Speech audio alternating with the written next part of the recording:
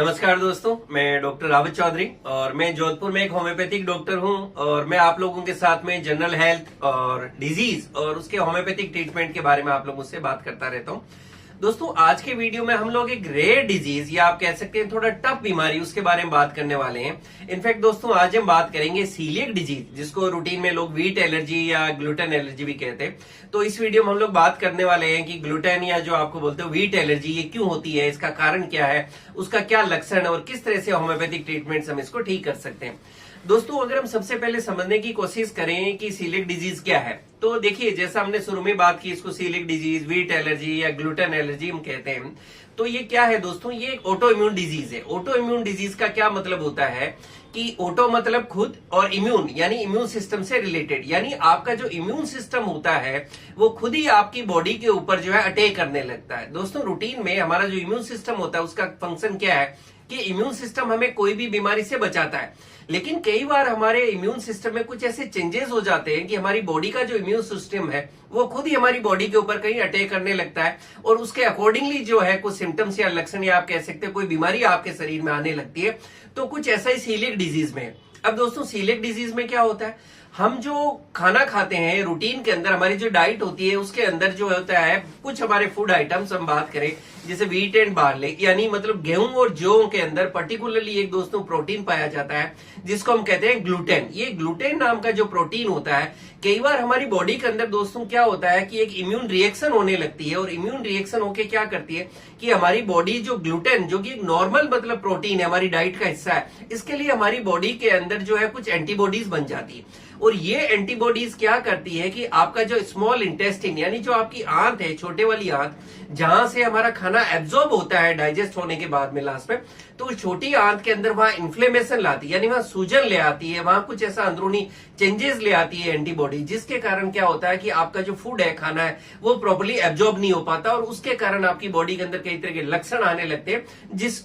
लक्षण है जो एबनॉर्मल है, नॉर्मल नहीं होते, और उसी को हम सीलिएक डिजीज कहते हैं। ये ग्लूटेन प्रोटीन जो है हमारा, उसके लिए आपकी जो है एलर्जी है, एक तरह का रिएक्शन है बॉडी का, इसको इसलिए ग्लूटेन एलर्जी भी कहते हैं। दोस्तों, हम बात करें कि किसको हो सकता है, तो देखिए, ज्यादातर केसेस के अंदर ये जो यंग एज ग्रुप होता है उसके अंदर देखने को मिलता है और उस खास करके जो छोटे बच्चे हैं उनमें इसके मैक्सिमम केसेस आपको देखने को मिलते हैं। लेकिन कई बार ये भी देखने को मिलता है कि यंग एज ग्रुप में इतना इसका जो है कि आपको सिम्टम्स नहीं देखने को मिलते और कई बार लेटर एज जो यंग एज ग्रुप है, यूजुअली 20 to 30 ईयर्स का जो एज ग्रुप है, उसके अंदर इसके काफी ज्यादा सिम्टम्स देखने को मिलते हैं। दोस्तों, हम बात करें कि इसके कारण क्या है, ये क्यों हो जाता है,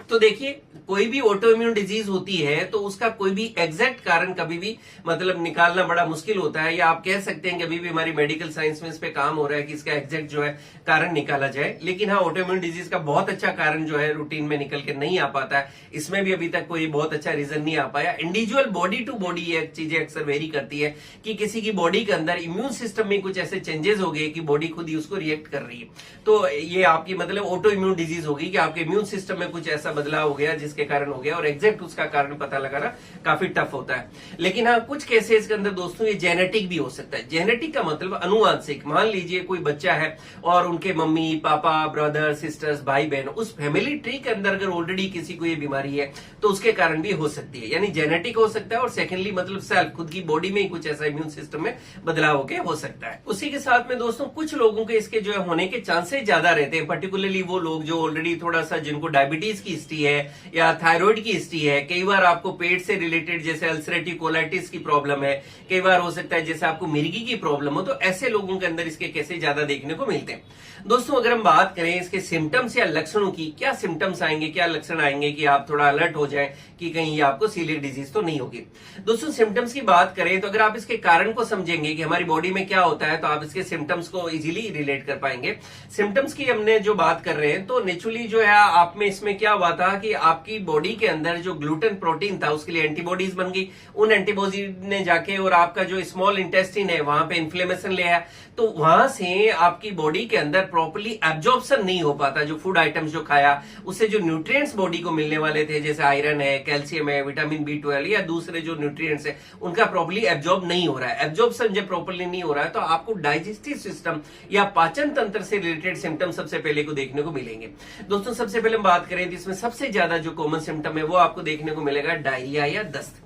मतलब आपको बार बार जो है डायरिया होने लगेगा, पतली दस्त होने लगेगी और उसका कोई बहुत बड़ा दूसरा कारण निकल के नहीं आएगा। कई बार आपके डॉक्टर साहब ट्रीटमेंट देंगे पर वो ठीक भी नहीं होगा। और तो इस तरह से अगर लंबे समय तक जो है आपको दस्त रह रही है, डायरिया रह रहा है, तो ये आपको जो है ग्लूटेन एलर्जी हो सकती है। उसके लिए आपको टेस्ट कराने की जरूरत होती है। दोस्तों नेक्स्ट अगर हम सिम्टम्स की बात करें तो नेचुरली जब आपको डायरिया होगा, जो आप खा रहे हैं प्रॉपर्ली हजम नहीं हो रहा है, बॉडी में एब्जॉर्ब नहीं हो रहा है, तो उससे क्या होगा, आपकी शरीर के अंदर आप देखेंगे छोटे बच्चों की अगर हम बात करें तो उनका वेट लूज होने लगेगा। यानी शरीर के अंदर जो है प्रॉपर्ली जो रूटीन में कहते हैं सब खाया पिया शरीर को नहीं लग रहा, क्योंकि एब्जॉर्ब नहीं हो रहा है, तो आपका वेट लूज होने लगेगा। आपके शरीर के अंदर थकावट रहेगी, शारीरिक कमजोरी, मानसिक कमजोरी रहेगी। छोटे बच्चों का प्रॉपर्ली डेवलपमेंट नहीं होगा, उनका जो प्रॉपर्ली विकास होना चाहिए वो भी नहीं होगा, और इसके कारण जो है बॉडी के अंदर थकावट तो रहने वाली है। और लंबे समय तक अगर इस तरह से थकावट रहेगी और ये चीजें रहेगी तो थोड़ा इरिटेबल होने लगते हैं। ऐसे लोग अक्सर जो है आप कह सकते हो कि थोड़ा सा उनको गुस्सा जल्दी आएगा, टेम्पर जल्दी लूज करने लग जाएंगे। और कई बार एडल्ट्स के अंदर, बड़ों के अंदर ऐसा होता है, तो इसके कारण जो होता है उनको धीरे धीरे जो है डिप्रेशन के फेज भी आने लगते हैं। और दोस्तों कई बार इसके अंदर ये भी देखने को मिलता है कि आपकी स्किन के ऊपर कुछ रेसेज से, मतलब जो है इस तरह से स्किन पे जगह जगह रेसेज भी आपको डेवलप होने लगते हैं। दोस्तों एब्जॉर्प्शन और डाइजेशन, सारा इंटेस्टाइन और पाचन तंत्र से रिलेटेड प्रॉब्लम है, तो कुछ दूसरे सिम्टम्स भी आपको देखने को मिल सकते हैं। जैसे कि मैंने बताया आयरन का एब्जॉर्प्शन नहीं हो रहा, तो आपको इसके कारण एनीमिया यानी खून की कमी भी आपको देखने को मिलेगी। आपको पेट के अंदर थोड़ा सा दर्द भी आपको महसूस हो सकता है, आपको थोड़ा कोलिक सा फील होगा, क्रैम्प्स से फील होंगे, आपको पेट के अंदर जो है लगेगा गैस हो रही है, ब्लॉटिंग हो रही है, आपको डिस्टेंशन हो रहा है, खाना खाते ही आपकी जो है प्रॉब्लम्स बढ़ रही है। कुछ केसेस के अंदर जो होता है नोजिया, वोमिटिंग, इस तरह के सिम्टम्स भी आपको देखने को मिल सकते हैं। दोस्तों अगर अब हम बात करें कि मान लीजिए सिम्टम्स आ रहे हैं, आप अपने डॉक्टर साहब के पास जाते हैं, तो कैसे पता लगाएंगे कि आपको सीलिएक डिजीज यानी गेहूं से एलर्जी है या नहीं। दोस्तों इसके लिए आपका एंटीबॉडी टेस्ट करवाया जाता है, जिसमें आपका ब्लड सैंपल लिया जाता है और ब्लड टेस्ट होता है, उसको बोलते हैं TTG IgA। ये ब्लड टेस्ट होता है, इसमें एंटीबॉडीज पता चल जाती है कि हाँ अगर ये एंटीबॉडीज बनी हुई है, पॉजिटिव आ रही है, तो इसका मतलब जो है ये एंटीबॉडीज है और आपको ग्लूटेन से एलर्जी हो गई है। अब आप कुछ भी मतलब गेहूं या जौ वगैरह जिसमें कि ग्लूटेन प्रोटीन है, तो अगर खाएंगे तो आपकी बॉडी के अंदर इस तरह के सिम्टम्स उसके कारण आ रहे हैं। और अगर जेनेटिकली अगर ये है तो उसके लिए भी जो है एक टेस्ट होता है, जिसको HLA-DQ2 और HLA-DQ8 ये जो है टेस्ट होता है, उससे पता चल जाता है कि जेनेटिकली भी अगर ये आपकी फैमिली के अंदर रन कर रहा है तो आपका टेस्ट करवाया जाता है। दोस्तों ये हमने टेस्ट की बात कर ली, सिम्टम्स की भी बात कर ली, क्यों होता है ये भी बात कर ली। अब हम इसके ट्रीटमेंट की बात करें। दोस्तों रूटीन में आप जानते हैं कि अगर आपको ग्लूटेन एलर्जी होती है तो आपको रूटीन में एक एडवाइस दिया जाता है कि अब आपको लाइफ लॉन्ग मतलब जो है वो चीजें नहीं खानी, पर्टिकुलरली मतलब गेहूं नहीं खाना है, गेहूं की रोटी नहीं खानी है, या कोई भी चीज जिसमें गेहूं है तो वो चीज आप नहीं खाएं, बिस्किट्स या एनीथिंग। लेकिन दोस्तों यहाँ मैं आपको बताऊं कि होम्योपैथी के अंदर काफी अच्छी अच्छी मेडिसिन आती है, जिसको अगर आप प्रॉपरली अपने डॉक्टर के गाइडेंस में लेते हैं, थोड़ा टाइम टेकिंग है, इसलिए पेशेंस और कंटिन्यूटी जरूर रखिएगा। लेकिन दोस्तों काफी अच्छे चांसेस है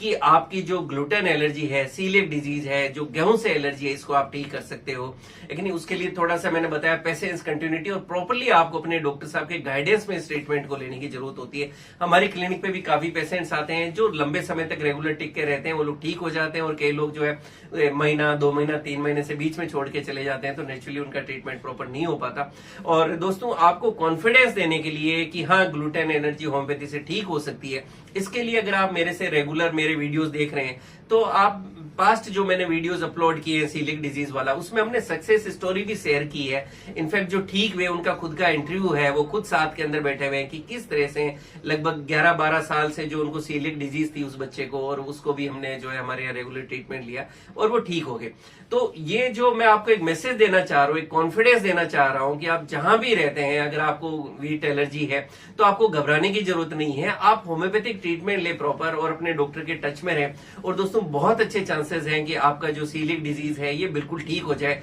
और आप रेगुलर हो सकता है कि पहले की तरह धीरे धीरे जो है, या रूटीन में जो कोई आदमी खाना पीना है, गेहूं की रोटी है या दूसरे जो वीट प्रोडक्ट्स है, वो भी आप ले सकते हैं।